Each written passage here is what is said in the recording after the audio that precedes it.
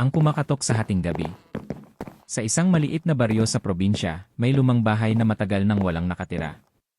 Sabi ng mga matatanda, may nagpaparamdam daw doon tuwing hating gabi.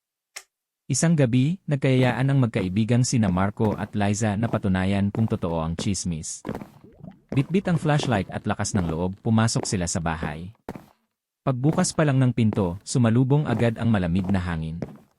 Parang may bumubulong, pero hindi nila maintindihan ang sinasabi. Hangin lang yan, sabi ni Marco, kahit nanginginig ang boses niya. Habang naglalakad sila sa madilim na sala, biglang, "Yee! Yee! Yee!" May kumatok. Napatingin sila sa isa't isa. Nasa loob sila ng bahay. Wala namang ibang tao. Baka sa labas, bulong ni Liza. Dahan-dahan silang lumapit sa pinto. Nanginginig ang kamay ni Marco habang binubuksan ito. Walang tao.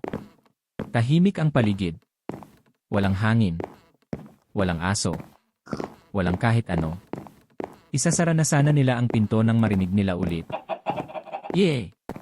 Yee! Yee!" Pero mayon galing sa likod nila. Mula sa loob ng bahay. Mabagal silang lumingon. Sa dulo ng madilim na hallway, may nakatayong isang babae.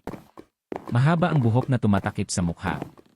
Basa ang kanyang puting damit at may tumutulong tubig sa sahig. "Pinapasok niyo ako eh." Mahina ngunit malinaw ang boses. Napaatras si Liza.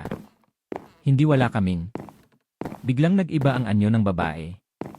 Umangat ang ulo nito at sa ilalim ng buhok ay wala pala itong mga mata, itim na butas lang. At ang pinaka nakakatakot. Nakatayo siya sa likod nila. Pero ang babaeng nasa hallway dahan-dahang ngumiti. Napatakbo ang dalawa palabas ng bahay. Hindi na sila lumingon.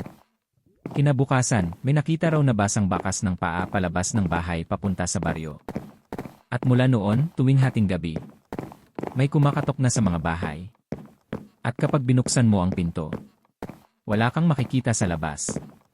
Dahil nasa likod mo na siya.